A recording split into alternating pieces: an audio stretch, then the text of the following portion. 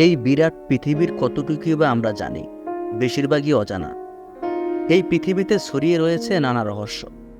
এমন অনেক রহস্য রয়েছে, এমন অনেক ঘটনা রয়েছে যার যুক্তি দিয়ে কোথাও ব্যাখ্যা খুঁজে পাওয়া যায় না। জানেন কি, এই পৃথিবীর বুকেই আছে শয়তানের সাগর, যেখান থেকে ফিরে আসেনি কোনো জাহাজ বা নৌকা। পৃথিবীর বুকেই রয়েছে ডেভিল সি বা শয়তানের সাগর। এই শয়তানের সাগরকে কেন্দ্র করে চীনে পৌরাণিক কাহিনী প্রচলিত রয়েছে। তারা মনে করেন এই সাগরের জলের নিচে বাস করে ড্রাগন। তারা এই জাহাজকে গিলে খেয়ে নেয়।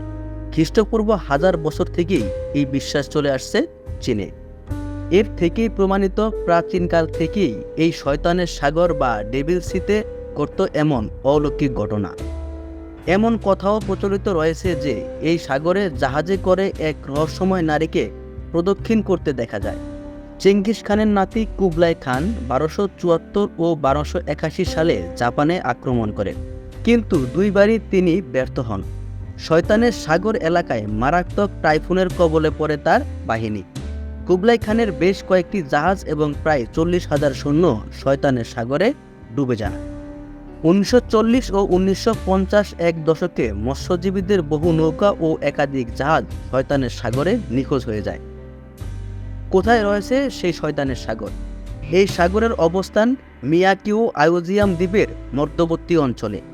1952 সালে একটি জাহাজ নিখোঁজ হওয়ার পর কাইউমারো 5 নামে একটি জাহাজ পাঠানো হয়েছিল। সেটিও 31 জন নাবিক সহ মিলিয়ে যায়। নাবিকদের কারো খোঁজ মেলেনি। এরপর জাপান সরকার সমুদ্র যাতায়াত ও পণ্য পরিবহনের জন্য এই অঞ্চলটি বিপজ্জনক বলে ঘোষণা করে। এরপর গবেষকেরা সাগরের এই এলাকাটি নিয়ে গবেষণায় আগ্রহী হয়ে ওঠেন। বৈজ্ঞানিকরা মনে করেন এই অঞ্চলটি বাইটিসেসের অন্তর্গত। এই অঞ্চলে উষ্ণ ও শীতের সামুদ্রিক জলের প্রবাহের কারণে এখানে সমস্যা দেখা দেয়। বিজ্ঞানীরা মনে করেন এখানে ইলেকট্রোম্যাগনেটিক ডিস্টারবেন্সের জন্য জাহাজগুলো অদৃশ্য হয়ে যায়। এ নিয়ে একাংশের অনুমান, জলের নিচে আগ্নেয়গিরির অগ্নুপাতের ফলে জাহাজগুলো তলিয়ে যায় ওই জায়গায়। অতীতে এই আগ্নেয়গিরিকেই হয়তো ড্রাগন ভাবত চীনরা। এর ফলে ছোট ছোট দ্বীপগুলোও হারিয়ে যেত, সৃষ্টি হতো নতুন নতুন দ্বীপ। এই স্থানটি ডেভিলস ট্রায়াঙ্গেল বা শয়তানের ত্রিভুজ বা ড্রাগন ট্রায়াঙ্গেলের নামেও পরিচিত।